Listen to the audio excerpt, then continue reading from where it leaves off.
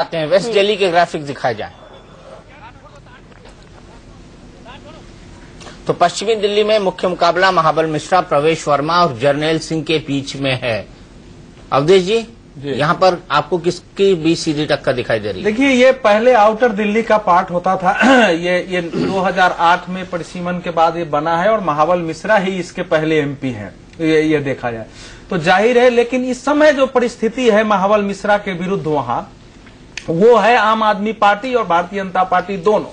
क्योंकि प्रवेश वर्मा जो है वो आप जानते ही हैं कि उसका भी एक प्रवेश वर्मा, हाँ, उसका एक स्ट्रांग होल्ड अपने आप वहाँ है, नजफगढ़ एरिया पूरा, और नजफगढ़ एरिया और पूरा एरिया है वहाँ। ये इस प्रकार की टक्कर महाबल मिश्रा को पिछली बार नहीं थी। दिल्ली में सरकार थी उनकी, केंद्र में भी उनकी सरकार थी और इस ढंग से माहौल बुरा नहीं था। इस बार मुझे ये लग रहा है कि वहां का जो वोट, कांग्रेस का जो वोट है, कांग्रेस विरोधी एक चंक जो है वो जाएगा जरूर आम आदमी पार्टी में, लेकिन अंततः प्रवेश वर्मा जो जातीय समीकरण है और जो मुसलमानों का वोट वहां बंटने वाला है और जो दलितों का मत है, ये कुल मिलाकर के वो प्रवेश वर्मा के केवल जातीय समीकरण नहीं। देखिए, द्वारिका उपनगरी जो हिंदुस्तान की सबसे नया शहर है, बिल्कुल वो उसी क्षेत्र में आती है और वहीं से जो कांग्रेस के उम्मीदवार है वहीं से कभी विधायक भी होते थे। लेकिन कांग्रेस की बहुत बुरी हालत हुई है विधानसभा चुनाव के समय और सांसद महोदय महाबल मिश्रा जी की भी स्थिति वहां बहुत खराब है। मेरे ख्याल से वो तीसरे स्थान पर रह सकते हैं वहां पर। और द्वारिका से और अगल बगल की जो क्षेत्र हैं वहां से भाजपा को अच्छी बढ़त मिलेगी और गांव से प्रवेश वर्मा अपनी लीड ले ही रहे हैं। इसलिए मुझे लगता है कि दिल्ली में यदि सबसे अधिक लीड जिन सीटों में मिलने वाली होगी, शायद उनमें से एक ये सीट हो सकती है। बहुत बड़ा है, 25,43,243 का इसमें दिखा रहा है कि वहाँ आबादी बस्ती है। बिल्कुल बिल्कुल, ये वही इलाका है जहां विधानसभा चुनाव में आम आदमी पार्टी को सबसे कम सीटें मिली। सबसे कमजोर जो दिल्ली में इलाका था आम आदमी पार्टी का, वो यही इलाका। जनवरी के पहले हफ्ते के जो सर्वेक्षण बीजेपी या दूसरी अखबारों में भी छपे थे कि दिल्ली में बीजेपी केवल एक ही सीट जीत पाएगी और यही सीट थी सबसे मजबूत सीट उसकी, सबसे मजबूत सीट। 10 विधानसभा है वहाँ, सभी जगह 10 है। 10 साउथ दिल्ली के बाद में बीजेपी अगर कोई दूसरी सीट पक्की है तो ये सीट पक्की मानते रहे लोग। दूसरा यह कि यहाँ पर आम आदमी पार्टी के जो कैंडिडेट है जर्नैल सिंह, पहले जैसे उम्मीद थी कि सिख समुदाय से हैं, अपने पत्रकार भाई हैं, तो दंगा पीड़ित सिख वाला मामला बहुत जोर शोर से उठाएंगे, लेकिन ऐसा हुआ नहीं। क्योंकि जो सिख समुदाय के लोग भी हैं वो ज्यादातर बीजेपी का समर्थन कर रहे हैं और अकाली दल की वजह से, अकाली दल का चूंकि इस बार जो है दिल्ली सिख गुरुद्वारा प्रबंधक कमेटी पर भी अकाली दल का कब्जा है, तो उसका फायदा भी प्रवेश वर्मा को मिल रहा है। और मैंने जब देखा है चुनाव प्रचार के दौरान कि सिख समुदाय ने भी उनका बहुत जगह जगह अभिनंदन किया। दूसरा यह कि महाबल मिश्रा चूंकि बहुत ज्यादा इलाके में सक्रिय नहीं रहे कभी, और उनके रिश्तेदार भी विधानसभा चुनाव में हारे, पहले बार उसमें नगर निगम चुनाव में भी हारे, तो ले दे के जो एक, मैं आपको रोकूंगा, रासबिहारी शीतल बताएंगे आपको नया वोटिंग परसेंटेज। नया वोटिंग परसेंटेज आ गया है। दिल्ली में 11 बजे तक 25% वोटिंग रिकॉर्ड की गई है। नोएडा में 23% और गाजियाबाद में 22%। अच्छी खासी बढ़ोतरी देखी गई पिछले 2 घंटे में। बिहार में 10 बजे तक 16% वोटिंग रिकॉर्ड की गई है। दीपक, तो ये बड़ी खबर है। सीधे चलते हैं हमारे सहयोगी राकेश के पास। राकेश, महाबल मिश्रा क्या अपनी सीट बचा पाएंगे, क्या लगता है आपको? संक्षेप में जवाब चाहूंगा। देखिए, उनके लिए मुश्किल है क्योंकि जिस तरह से लगातार जो पूर्वांचल का वोटर है कहीं न कहीं उसके हाथ से खिसका है और बीजेपी को मिलता दिख रहा है। कई संसदीय क्षेत्रों का हमने दौरा किया है दीपक जी, उसमें साफ दिख रहा है कि कांग्रेस की जो एंटी इनकम्बेंसी है सेंटर में, वो साफ दिख रहा है। और सबसे आप पार्टी को जो नुकसान झेलना पड़ रहा है, जो आप पार्टी का वोट बैंक, जो नए मतदाता थे वो पिछले विधानसभा चुनाव की बात करें तो आप पार्टी के साथ जुड़े थे, लेकिन इस बार साफ तौर पे दिख रहा है कि वो मोदी के समर्थन में है। कई मतदाताओं से, नए मतदाताओं से हमने बात करने की कोशिश की, उनका साफ तौर पे कहना था कि मोदी ही देश की आशा है। तो ये एक बड़ा फर्क दिखने को मिल रहा है जो पिछले विधानसभा के चुनाव और ये जो अभी मतदान चल रही है उसमें, तो साफ तौर पर जो नए मतदाता हैं वो बीजेपी के लिए शुभ संकेत लेकर आए हैं और मोदी के नाम को लेकर उनमें काफी उत्साह देखा जा रहा है। दीपक जी, द्वारिका की जनता को अरविंद केजरीवाल से एक अजीब सी शिकायत है। द्वारिका इतना बड़ा महानगर बनाया गया है, लेकिन पानी की कमी है वहां पर, ज्यादा समस्या। और केजरीवाल साहब ने प्राइवेट टैंकर्स रुकवाए जो प्राइवेट टैंकरों के सहारे द्वारिका के अमीर लोग पानी खरीद लेते थे, वो पानी नहीं मिल पा रहा है। इस गर्मी में बहुत बुरी दिक्कत द्वारिका के अंदर होने वाली है। वाकई तो ये नई समस्या है। और अगली सीट की तरफ हम चलते हैं और ये सीट है नॉर्थ ईस्ट सीट दिल्ली की, नॉर्थ वेस्ट सीट। उसके बाद हम चलेंगे नॉर्थ ईस्ट की तरफ, नॉर्थ वेस्ट सीट। यहां से राखी बिरलान आम आदमी जो कि लाइन आम आदमी तोड़कर पार्टी लाइन तोड़ के चली गई थी आज, उदित राज और कृष्णा तीरथ। अवधेश जी किस पे आप मैं यहाँ भी मेरा अगर दाव कहीं लगेगा तो वो तो बिल्कुल यहाँ उदित राज पर ही लगने वाला है, क्योंकि भले हमारे जो है रास बिहारी जी उदित राज की जो भी करे, लेकिन इस समय उधर का जो दलित वोट है वो भी उदित राज के है, भाजपा का जो अपना चंक वोट है वो भी उदित राज की सारे तीनों ही दलित उम्मीदवार हैं, दलित तो वोट सभी के पास है, एससी और सीटी है। लेकिन जो दलित मुख्य वोट है वो इस समय राखी बिरलान के साथ नहीं है। राखी बिरलान पर अनेक सवाल उठे हैं वहां, तो जाहिर है कि राखी बिरलान की इस समय अगर दिल्ली में किसी एक उम्मीदवार की छवि सबसे ज्यादा विकृत हुई है आम आदमी पार्टी में कई कारणों से, तो वो राखी बिरलान है। तो इस नाते राखी बिरलान के पक्ष में लोगों का ज्यादा होने सोमनाथ भारती से भी ज्यादा। हाँ, सोमनाथ भारती से ज्यादा है। देखिए, सोमनाथ भारती पर दो मत थे, वहां के लोग सोमनाथ भारती के पक्ष में है जहां हुआ है। इसका तो टेंट वाले से झंझट है, इसका दूसरों से झंझट है, ये इसके अनेक प्रकार से इसने वहां जो काम किया है झंझट है। और इसकी जो छवि बनाई गई है, किसी ने ये देखा भी नहीं कि ये जर्नलिस्ट थी भी कि नहीं थी, इंटर्न थी। नहीं, जैन टीवी में मैं इसको देखे हुए हूं। मैं जाता था अन्ना आंदोलन के समय, तो ये एक लड़की नीचे थी, वो साथ में आती थी। ये बस उतना ही है इसका कैरियर, और इसको बना दिया गया है बहुत बड़ा जर्नलिस्ट। तो मेरा इसमें जो जा रहा है मत, वो तो उदित राज के पक्ष में ही इस समय जा रहा है। प्रदीप सिंह जी नहीं, देखिए, उदित राज के पक्ष में जाएगा कि नहीं वोट वो अलग बात है, लेकिन बीजेपी के लिए पार्टी के तौर पर ये बहुत बड़ा टेस्ट है। देखिए, बीजेपी नए सामाजिक क्षेत्रों में अपना फैलाव करने की कोशिश कर रही है। उदित राज का आना और पासवान के साथ अलायंस, इन दोनों को जोड़कर देखना चाहिए। उदित राज अगर बीजेपी से जीतते हैं तो दलितों में बीजेपी का जनाधार बढ़ाने का एक संकेत जाएगा, पॉजिटिव संकेत जाएगा। तो इसलिए बीजेपी के लिए ये प्रतिष्ठा की सीट होनी चाहिए कि उदित राज को जिताएं। रामविलास आंकड़े क्या कहते हैं? अनुज जी, आंकड़े क्या कहते हैं? एक मिनट दीजिए, आंकड़े क्या कहते हैं? हमको पूरा कवर करना, थोड़ा क्रिस्प रखना पड़ेगा। नहीं, देखिए, कांग्रेस यहाँ पर 21% वोटों की लीड से 1,84,000 की लीड से जीत करके गई थी। कांग्रेस के लिए अच्छी सीट थी, और कृष्णा तीरथ केंद्र में मंत्री बन करके रही है, इसलिए कांग्रेस पार्टी उनसे उम्मीद करेगी कि वो सीट निकाल करके ले जाए। लेकिन स्थिति जब कांग्रेस की पूरी खराब हो रही हो, और विधानसभा चुनाव में इस क्षेत्र में भी कांग्रेस बहुत बुरी तरह पिछड़ी है, तो उसका नुकसान तो वहां उनको उठाना पड़ सकता है। लेकिन प्रदीप जी, मैं आपसे एक सवाल पूछना चाह रहा था। उदित राज को भाजपा ने जो अपने अंदर लिया और एक सीट जो जीत सकती है वैसे स्थान पर उनको खड़ा किया, ये केवल एक दलित चेहरे के कारण, या इनकम टैक्स डिपार्टमेंट में वो केजरीवाल के सीनियर हैं, कुछ वैसा प्रयोग करने के लिए भी? नहीं, मुझे नहीं लगता कि वो इनकम टैक्स में वो जो थे उससे कोई संबंध है। निश्चित रूप से बीजेपी की कोशिश है कि अगर उसको ऑल इंडिया पार्टी सही मायने में बनना है तो दलितों में उसका प्रभाव, अपना प्रभाव उसको बढ़ाना पड़ेगा। देखिए, नए सामाजिक अगर क्षेत्रों में आप अपनी पार्टी को नहीं बढ़ाएंगे तो आपके साथ हमेशा समस्या होगी कि कोई हवा चलेगी तो जीतेंगे, नहीं तो आपका कोई सामाजिक आधार अगर दृढ़ नहीं है। और खास तौर से जिस तरह से बहुजन समाज पार्टी उत्तर प्रदेश से बाहर अपना पांव जमाने में नाकाम रही है, नहीं तो आपका कोई सामाजिक आधार अगर दृढ़ नहीं है।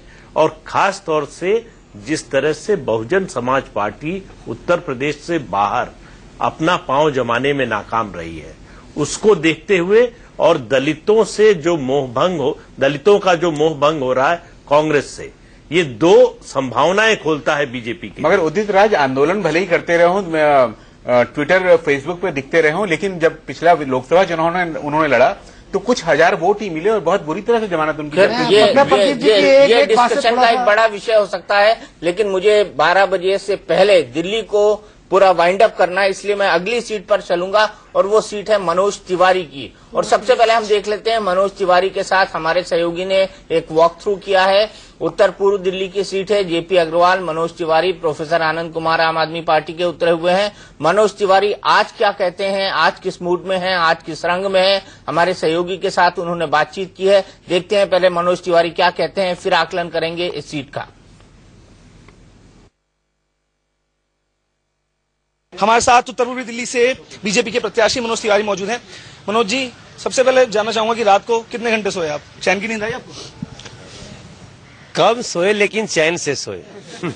कम तो सोए क्योंकि बेचैनी तो बहुत सालों से थी, लेकिन रात में जो स्थिति देखी मैंने नरेश जी, लेकिन आपका तो नाम भी मुझे याद हो गया, आप इतनी बार दिखे हैं मुझे हमारे क्षेत्र में। रात में जो लोगों का उत्साह था, जोश था देश निर्माण के लिए, अब की बार मोदी सरकार, छोटा एक मुझे 3.5-4 साल की बच्ची ने बोला अब की बार मोदी सरकार से करके, तो उसने मुझे विश्वास दिलाया और मैं चैन से सो गया। अब नहीं तो कब? नरेंद्र मोदी एकमात्र विकल्प है इस निराशा भरे हिंदुस्तान का, और धरती भी इंतजार कर रही है एक खुले आसमान का। ऐसा माना जा रहा है कि आपकी सीट सबसे ज्यादा टफ सीट है। जेपी अग्रवाल 5 सालों से यहाँ पर सांसद थे, वो तो आपको टक्कर देंगे ही देंगे, साथ ही साथ आम आदमी पार्टी से प्रोफेसर आनंद कुमार भी मैदान में है। क्या लगता है कि कुछ वोट विभाजित होगा इस दौरान? ये लोग तो जो इनका कर्म रहा है कांग्रेस का, वो तो सारी बेशर्मी की सीमा पार कर गया है, और आम आदमी पार्टी को क्यों कोई वोट देगा? दिल्ली तो दिया था, दिल्ली को 5 साल पीछे ढकेल के चले गए। ये जिम्मेदारी नहीं निभाते, ये सिर्फ अराजकता फैलाते हैं। अपने अंदाज में एक बार लोगों से वोट देने की अपील कर दीजिए, बहुत जरूरी है आज मुझे ऐसा मन से आ रहा है कि 16 मई को हंसता हिंदुस्तान होना चाहिए। 16 मई को हंसता हिंदुस्तान होना चाहिए। आज पहले मतदान फिर जलपान होना चाहिए। साफ तौर पर यहाँ पर मनोज तिवारी जी अपनी जीत को लेकर के काफी ज्यादा आश्वस्त हैं। इनका यही कहना है कि चाहे जीत हालांकि किसी की भी हो, लेकिन इतना जरूर है कि लोग वोट देने के लिए जरूर जाएं, और वोट देने के लिए जरूर जाएंगे क्योंकि उनका अधिकार है वोट देना, और अपने अधिकार का जरूर वो यहाँ पर इस्तेमाल करें। और ज्यादा से ज्यादा अगर मतदान होगा तो कहीं ना कहीं इनको ऐसा भी लगता है कि बीजेपी को कहीं ना कहीं से फायदा जरूर मिलेगा। कैमरा पर्सन किशोर रावत के साथ नरेश बिस्वानी, इंडिया न्यूज, दिल्ली। अवधेश कुमार जी, देखिए आशीष खेतान के बाद प्रोफेसर आनंद कुमार सबसे कमजोर खिलाड़ी हैं। मैं अभी ऐसा नहीं कहूंगा, क्योंकि इस एरिया में दिल्ली विश्वविद्यालय है, विश्वविद्यालय के छात्रों ने और जेएनयू के छात्रों ने काफी काम किया है, मुसलमानों का बहुत बड़ा वोट है। हाँ, पूर्वांचली वोटों के बीच जरूर संशय की स्थिति रही है कि हम मनोज तिवारी को दें या हम आनंद कुमार को दें। हम लोग गए थे एक आध दिन बुराड़ी की एरिया में, लोगों ने कहा कि आनंद कुमार जी गलत पार्टी में आ गए ना, तो हम लोग जरूर वोट देते, तो वो एक असर दिख सकता है। तो पूर्वांचली वोट यहाँ बहुत बड़ी भूमिका निभाता है, ये आप हमेशा ध्यान रखिए। अब उसी पर मेन लड़ाई यहाँ निर्भर है, लेकिन मुसलमानों का इसमें बड़ा वोट जो है वो आनंद कुमार के पक्ष में जाने वाला है, ऐसा मुझे दिखाई दे रहा था। जयप्रकाश अग्रवाल 2,22,000 वोट से पिछली बार जीते थे यहाँ से, तो वो उनका एक स्ट्रांग बेल्ट है, ऐसा नहीं है कि नहीं है। वो उन्होंने काम भी किया है, उनकी व्यक्तिगत घरों तक पैठ है वहां, वो भी हमने देखा है। लेकिन जो मुस्लिम वोटर है इस बार, जो उनका बड़ी ताकत थी, वो इस बार उनसे बिदका हुआ है वहां। मुस्लिम वोटर बिदका हुआ। राज बिहारी, ये अवधेश जी की बात बिल्कुल बहुत सही है कि मुस्लिम वोट पे आम आदमी पार्टी का असर है। दूसरा वहां पर, क्योंकि जो दिल्ली का सबसे पिछड़ा इलाका नॉर्थ ईस्ट है, और वहां पर बहुत सबसे ज्यादा जो अनऑथराइज कॉलोनी भी इसी क्षेत्र में है, और समस्याएं बहुत ज्यादा है वहां पर। बिजली की समस्या है, पानी की समस्या है, सड़कें बहुत खराब है अंदरूनी इलाकों में, और जो सार्वजनिक जो परिवहन व्यवस्था है वो भी वहां बहुत कम है। वहां पर ये बात सही है अवधेश जी की कि जयप्रकाश अग्रवाल अगर एमपी के तौर पे उनका बहुत उन्होंने कोशिश की कि कुछ चीजें वहां शुरू हों, पानी के लिए भी, बिजली के लिए भी, और वो अपने क्षेत्र में लोगों से लगातार मिलते भी रहे। लेकिन बदले हुए हालात में, चूंकि विधानसभा चुनाव में भी कांग्रेस को यहाँ बहुत बड़ा धक्का लगा था, 10 में से सिर्फ 2 सीट कांग्रेस जीत पाई थी, वो भी दोनों मुस्लिम उम्मीदवार जीत पाए थे। बाकी जो है उसमें 5 पे बीजेपी और 3 पे आम आदमी पार्टी रही है। तो उसके लिहाज से अगर देखें, नहीं 5 पे आम आदमी पार्टी रही है और 3 पे बीजेपी रही है, लेकिन इसके बावजूद बीजेपी की वोट परसेंटेज वहां बहुत ज्यादा रही है। दूसरा, मनोज तिवारी को शुरुआत में तो बड़ी मुश्किल हो रही थी कि कार्यकर्ता उनके साथ जुड़ नहीं पा रहे थे, क्योंकि उससे पहले जय भगवान गोयल को, जो शिवसेना चलाते थे, बाद में राष्ट्रवादी शिवसेना चलाते थे, उनको पार्टी में लाया गया और ये कहा भी गया था कि उनको हम बनाएंगे और उनका लोगों से जुड़ाव भी बहुत था। लेकिन बाद में आते आते मोदी के नाम पर सभी बीजेपी के लोगों ने फिर उनका समर्थन भी किया और एक फिल्मी कलाकार हैं, गायक हैं, तो उनका भी उसको फायदा उनको मिल रहा है। दूसरा, पूर्वांचली होने का फायदा भी उनको मिल रहा है और पूर्वांचली होने का फायदा वो उस आनंद कुमार पर भारी हो गए इस मामले में। बिल्कुल।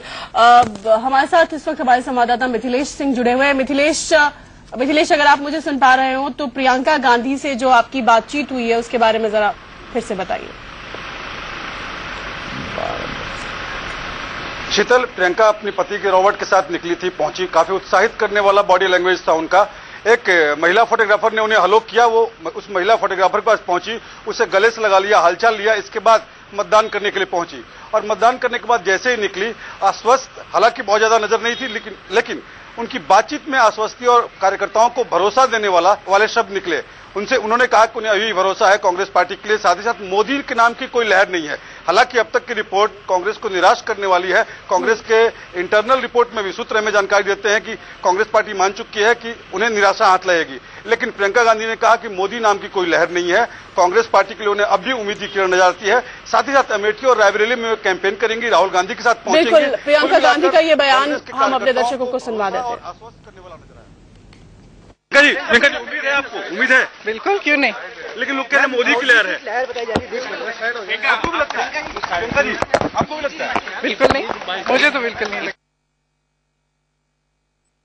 प्रियंका जी, उम्मीद है आपको? उम्मीद है? बिल्कुल, क्यों नहीं। लेकिन लोग कह रहे हैं मोदी की लहर है, बताई जा रही है। आपको भी लगता है? प्रियंका जी, आपको भी लगता है? बिल्कुल नहीं, मुझे तो बिल्कुल नहीं लगता। दीपक, प्रियंका इसके सिवा कहती भी क्या? उनको यही कहना था कि मोदी की लहर नहीं है, उनको उम्मीद है, लेकिन सबको पता है जन्नत की हकीकत क्या है। अंदर अंदर कांग्रेस के सभी नेता जानते हैं कि फिलहाल उनकी हालत इतनी मजबूत नहीं है जितनी होनी चाहिए एक ऐसी पार्टी की जो फिर से सरकार बनाने के सपने देखती हो। बिल्कुल। अनुज जी, मुझे ऐसा लगता है कि दिल्ली में जयप्रकाश अग्रवाल जी इतनी आसानी से पिछड़ने वालों में से नहीं है। जो वर्तमान सांसद हैं उनमें सबसे वरिष्ठ सांसद है, वो 4 बार के सांसद हैं और जमीनी कार्यकर्ता हैं, दशकों से कांग्रेस कार्यकर्ताओं। चलिए, नॉर्थ ईस्ट दिल्ली में यानी आपके मुताबिक काफी कड़ी टक्कर होने वाली है, कड़ा मुकाबला। आप सभी का हमारे साथ जुड़ने के लिए धन्यवाद। एक छोटे से ब्रेक के लिए हम रुक रहे हैं। इंडिया न्यूज पर खबरों का सिलसिला जारी है और मतदान से जुड़ी, चुनाव से जुड़ी तमाम खबरें आप इंडिया न्यूज पर लगातार देखते रहिए इंडिया न्यूज।